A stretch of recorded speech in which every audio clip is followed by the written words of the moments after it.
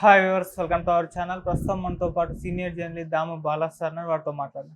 నమస్కారం సార్. నమస్తే. కుప్పంలో చాలా మంది వాలంటీర్లు రాజీనామా చేశారు సార్. ఇప్పుడు వీళ్ళందరూ మూకుమ్మడిగా కలిసి చంద్రబాబు నాయుడు గారు ఓడించడమే పనిగా పెట్టుకున్నారు. సో ఈ విధంగా రాష్ట్రంలో చాలా చోట్ల కూడా జరుగుతుంది. వాలంటీర్లు అందరూ కూడా రిజైన్ చేస్తున్నారు. మరి ఇప్పుడు దీనివల్ల చంద్రబాబు గారికి ఏమైనా నష్టమా? మరి కూటమి దీన్ని ఎలా ఎదుర్కొంటుందంటారు సార్?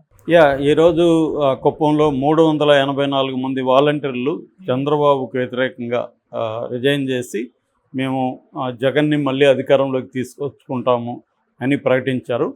సో అది కొద్దిగా ఇబ్బంది అవుతుంది చంద్రబాబుకి.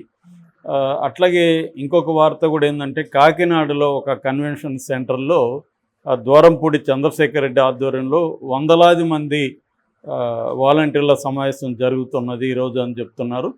సో ఆ సమావేశం జరిగిన తర్వాత అక్కడ కూడా మూకుమ్మడి రాజీనామాలు చేసే అవకాశం ఉంది.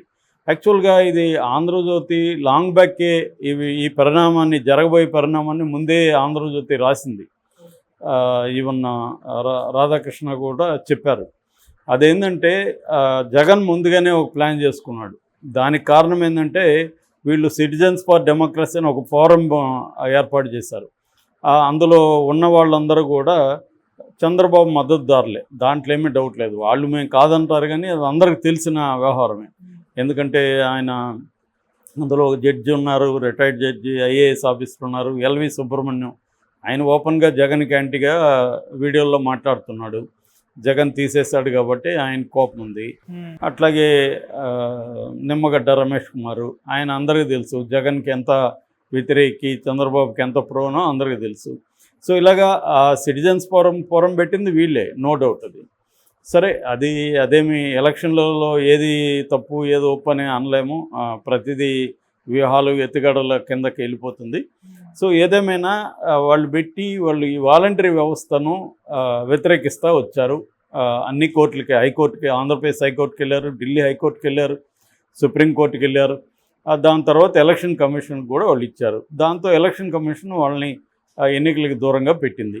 ఇది ముందే జగన్ గ్రహించాడు, ఇది జరగబోతుందని. ముందే అతను ఏం చేశాడంటే ప్రిపేర్ చేసి పెట్టాడు. ఒకవేళ వీళ్ళని అలా చేసినప్పుడు మనం ఏం చేయాలంటే, అందరికీ 2 నెలలు రిజైన్ చేసామన్నాం. ఎట్లాగో వీళ్ళకేం పని ఉండదు కదా, వీళ్ళ పెన్షన్లు కానీ ఇంకేమి ఇవ్వడానికి లేదన్నప్పుడు వాళ్ళు ఉండి వేస్టే కదా. సో రెండవది ఏంటంటే, వాళ్ళు అక్కడ ఉంటే మనకి వైసీపీకి ఉపయోగపడలేరు. అందుకని మనకు ఎలాగో ఉపయోగపడలేరు కాబట్టి రిజైన్ చేయించేసి ఆ శాలరీ లేదో మనమే ఇచ్చి మనవై పని చేయించుకుందాం. ఎందుకంటే వాళ్ళకి ప్రజలతో బాగా దగ్గర సంబంధం ఉంటుంది. 50 ఏండ్లకు ఒకరు కాబట్టి ఆ 50 ఏండ్ల మీద ఒకరికి కంప్లీట్గా పట్టు ఉంటుంది, అండర్స్టాండింగ్ ఉంటుంది, కొంత ఇన్ఫ్లుయెన్స్ చేసే అవకాశం ఉంటుంది. సో వాళ్ళ వివరాలు, వాళ్ళ బ్యాక్గ్రౌండ్లు, వాళ్ళ సమస్యలు అన్నీ వాళ్ళకి తెలుసుంటాయి. రోజు వచ్చేపోయే వాళ్ళకి, ఇప్పుడు మా మదర్ ఊర్లో ఒంటరిగా ఉంటుంది, వాలంటీర్ వచ్చి కూర్చుంటాడు, ఈమె టీనో కాఫీనో ఇస్తుంది, ఒక అరగంట గంట కబుర్లు చెప్తాడు. ఈమె మొత్తం మా చరిత్ర అంతా వాడికి చెప్తుంది. సో ఇంకా టైంపాస్ కావాలి కదా. సో వాడికి ఇప్పుడు మా ఫ్యామిలీ బ్యాక్గ్రౌండ్ ఏంటి, మేమేం చేస్తున్నాం అన్నీ ఆ కుర్రాడికి తెలుస్తుంది. ఫైనాన్షియల్ పొజిషన్ ఏంటి అన్నీ తెలుస్తుంది. అలాగా ఒక పట్టుంది వాలంటీర్లకి. సో దాన్ని జగన్ బ్రహ్మాండంగా ఉపయోగించుకుంటున్నాడు. సో ఇది ఇక్కడ జగన్కి వాలంటీర్లను ఎలా ఉపయోగించుకోవాలి ఏంటనేది క్లారిటీ ఉంది. కానీ క్లారిటీలో ప్రాబ్లం ఎవరికి ఉందంటే, చంద్రబాబు నాయుడుకి కానీ కూటమికి కానీ వాలంటీర్ల విషయంలో కొంత క్లారిటీ లేదనేది అనిపిస్తుంది మనం పరిశీలిస్తే. ఎందుకంటే వాలంటీర్లు ఏమో ప్రజలకు ఉపయోగపడుతున్నారు. సో గట్టిగా వాలంటీర్లను వ్యతిరేకిస్తేమో నెగిటివ్ అవుతుందేమో ఒక భయం ఉంది. అట్టని వ్యతిరేకించకపోతే వాలంటీర్లు కానీ పథకాలు అందిస్తూ ఉంటే టచ్లో ఉంటారు కాబట్టి ఇన్ఫ్లుయెన్స్ చేస్తారు. సో అది నేను చాలాసార్లు చెప్పాను, అది డబుల్ ఎడ్జ్డ్ వెపన్ లాంటిది. అంటే అది వైసీపీ కార్యకర్తల్లాగాను వాళ్ళు పనిచేస్తారు, జనాలకు కూడా వాళ్ళ వల్ల మంచి ఉపయోగం అయితే ఉంది. ఎందుకంటే ఇప్పుడు ఏ పథకమైనా ఇంటికి తీసుకెళ్ళడం కానీ, అనేక సర్టిఫికేట్లు ఎంఆర్ఓ ఆఫీస్కో లేకపోతే సచివాలయంలో, ఈ మధ్య సచివాలయంలోనే సర్వీసులు ఎక్కువ పెరిగాయి. సో దానివల్ల ఏమవుతుందంటే, వాళ్ళు ఒక అనుసంధానకర్తల్లాగా పనిచేస్తున్నారు. అంటే ప్రజలకు, ఈ వ్యవస్థలకు, ఎంఆర్ఓ ఆఫీస్ కావచ్చు, ఇటు కావచ్చు. అంటే ఎంఆర్ఓ ఆఫీసులో నిజానికి అఫీషియల్గా వీళ్ళకేం పని ఉండదు, కానీ వీళ్ళు కొంత యాక్టివ్ అవ్వడం వల్ల వీళ్ళు రేపొద్దున పరిచయాలు పెంచుకుంటారు. ఎంఆర్ఓ ఆఫీసులో కూడా ఏదో ఫర్ ఎగ్జాంపుల్ ఫ్యామిలీ సర్టిఫికేట్ కావాలి నాకు, ఫ్యామిలీ సర్టిఫికేట్కి నేను ఇక్కడ దూరంగా ఉన్నాను, నేనేం చేస్తాను, అక్కడ వాలంటీర్కి ఫోన్ చేసి, అరే బాబు నువ్వు నాకు ఆ ఫ్యామిలీ సర్టిఫికేట్ పెట్టించు, నీకు ఏమేమి సర్టిఫికేట్లు కావాలో అవి ఇస్తాను, నీ ఖర్చులకు నేను ఇంత ఇస్తాను, నీ రెమ్యునరేషన్ కూడా ఇంత ఇస్తాను అని చెప్తాం. సో అది ఎక్స్ట్రా సర్వీస్ అతనికి. ఇట్లాంటి దానివల్ల కూడా వాళ్ళకి ఎక్స్ట్రాగా డబ్బులు కూడా వస్తాయి. ప్లస్ మన లాంటి వాళ్ళు దూరంగా ఉంటాం, మనకు అక్కడ ఇది ఉండదు, వస్తుంది. లేదా అక్కడ ఉన్న వాళ్ళు కూడా ఎంఆర్ఓ ఆఫీస్కి అందరూ పోలేరు. ఇలాగ రకరకాల పద్ధతుల్లో వాలంటీర్లు ఒక వ్యవస్థని నువ్వు గ్రామ స్థాయిలో పనిచేయడం మొదలుపెట్టినాక నువ్వు అనుకున్న కరెక్ట్గా అంత మాత్రమే ఉండదు. ఆ వ్యవస్థ దానికి అదే విస్తరిస్తూ పోతూ ఉంటుంది. సో అలా ఇవన్నీ జరగడం వల్ల ఏంటంటే ప్రజలకి వాలంటీర్ల వల్ల పెద్ద ఇబ్బందులు ఏం లేవు. అక్కడక్కడ వాలంటీర్లలో కూడా బ్యాడ్ ఎలిమెంట్స్ ఉండొచ్చు. ప్రతి డిపార్ట్మెంట్లో బ్యాడ్ సీడ్ అనేది ఉండదు. జర్నలిస్టులు అందరూ మంచి వాళ్ళని మనం సర్టిఫికేట్ ఇవ్వగలమా, డాక్టర్లు అందరూ మంచి వాళ్ళని సర్టిఫికేట్ ఇవ్వగలరా? ఏ వ్యవస్థ అయినా, ఏ ప్రొఫెషన్ అయినా అందులో కొంత బ్యాడ్ ఎలిమెంట్స్, ఇబ్బందికరమైన ఎలిమెంట్స్ ఉంటాయి. కానీ వీళ్ళు దాని పట్ల క్లారిటీ లేదు. వాలంటీర్ వ్యవస్థని కంప్లీట్గా వ్యతిరేకించాలా, సపోర్ట్ చేయాలా అన్న విషయంలో కూటమిలో కానీ తెలుగుదేశంలో కానీ క్లారిటీ లేదు. చంద్రబాబు బిగినింగ్లో ఉన్నారు, ఇదేమో వాలంటీర్ వ్యవస్థ, వీళ్ళు ఆయన వీడియోలు ఇప్పుడు వైరల్ అవుతున్నాయి. ఈ మధ్య వైసీపీ వాళ్ళు అది పనికి వైరల్ చేస్తున్నారు.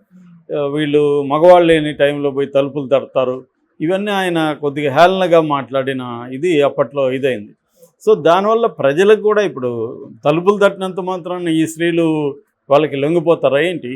సో అంటే ఎవడో వచ్చి పిల్లోడు తలుపు తడితే మగవాళ్ళు లేనప్పుడు ఇంట్లో స్త్రీలు సరెండర్ అయిపోతారా వాళ్ళకి?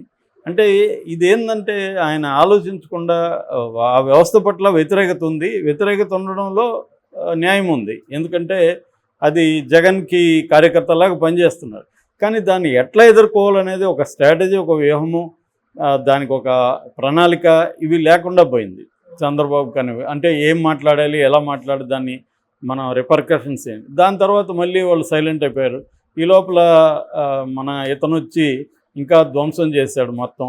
ఎవరు? పవన్ కళ్యాణ్ వచ్చి అసలు వాలంటీర్లు మొత్తం సమాచారం కలెక్ట్ చేసి దీన్ని సంఘ విద్రోహ శక్తులకి ఇస్తున్నారు, అట్లాగే ట్రాప్ చేస్తున్నారు అమ్మాయిల్ని. సో దీనివల్ల వీళ్ళు హ్యూమన్ ట్రాఫికింగ్కి గురవుతున్నారు, మిస్సింగ్ కారణం అవుతున్నారని. హ్యూమన్ ట్రాఫికింగ్ వేరు, మిస్సింగ్ వేరు, ఇవి రెండు అంశాలు వేరు.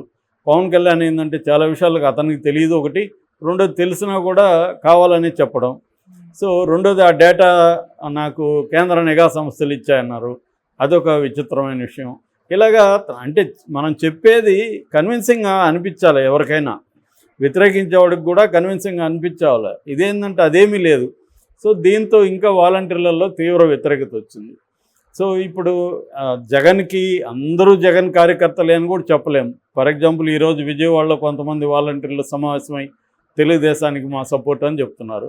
మరి దాన్ని మాత్రం ఖండించకుండా తెలుగుదేశం పత్రికలు వేస్తాయి. అది కూడా ఖండించాలిగా. వాలంటీర్లు నీకు ఎలా సపోర్ట్ చేస్తారు? రిజైన్ చేసి సపోర్ట్ చేయాలి, కానీ వాలంటీర్లు ఉన్నప్పుడు ఒక పార్టీకి ఎలా సపోర్ట్ చేస్తారు? ఏ పార్టీకి చేసినా ఖండించాలి కదా. సో ఇలాగా కన్ఫ్యూజన్ అయితే వాలంటీర్లకు సంబంధించి ఉంది. అది ఏ స్థాయికి వెళ్ళిందంటే మొన్న పెన్షన్లకు కూడా వద్దనేసరికి పెన్షన్లో ఈసీ పెన్షన్లకు సంబంధించి కొన్ని గైడ్లైన్స్ ఇచ్చింది. మీరు కొంతమందికి మాత్రం ఇంటికి వెళ్ళి ఇవ్వండి, బాగా ముసలి వాళ్ళకి, విడోవర్స్కి, దివ్యాంగులకి ఇంటికి వెళ్ళి ఇవ్వండి, మిగతా వాళ్ళకి అందరికీ సచివాలయంలో ఇవ్వండి అని. సో దీనికి బాధ్యులు ఎవరు?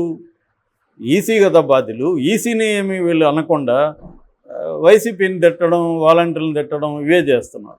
సో దీనివల్ల ఏమవుతుందంటే మొత్తము రాజకీయంగా రెండు పార్టీలు, ఇటు వైసీపీ దీన్ని రాజకీయంగా వాడుకోవడానికి చనిపోయిన వాళ్ళు అందరినీ అకౌంట్లు వేసేయడం, వాళ్ళంతా దీనికి కారణం తెలుగుదేశం అని చెప్పడం. నిజానికి వైసీపీ అనుకుంటే మొత్తమే ఇండ్లకి పోయి కూడా ఇప్పించవచ్చు, అదేం పెద్ద విషయం కాదు, 2 నెలలకి పెద్ద విషయం కాదు.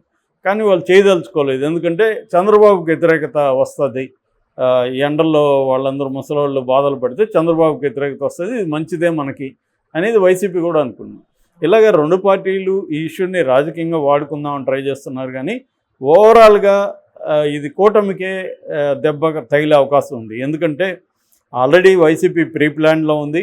వీళ్ళందరి దగ్గర మూకమ్మటి రాజీనామాలు చేయించి వీళ్ళకి ఈ 2 నెలలు తామే డబ్బులు ఇచ్చి వీళ్ళని తమ ఫుల్ టైం తమ కార్యకర్తలుగా వాడుకోవాలని ఉంది. సో ఇప్పుడు వాళ్ళంతా రేపు ఏజెంట్లుగా ఉంటారు, బూత్ దీని పార్టీ తరపున పనిచేస్తారు. వాళ్ళకి అందరికీ జనం తెలుసు, ఎవరు ఏ పార్టీకి వేస్తారో కూడా వాళ్ళకి తెలుసు. సో అంత క్లారిటీ ఉన్నప్పుడు వాళ్ళు వైసీపీ కార్యకర్తలుగా పనిచేస్తే మాత్రం ఇన్ఫ్లుయెన్స్ చేయగలుగుతారు. వాళ్ళకి ఎవరు ఏ పార్టీకి వేస్తారు కాబట్టి వాళ్ళని ఎలా ఇన్ఫ్లుయెన్స్ చేయాలనేది పార్టీకి వాళ్ళకి చెప్తారు.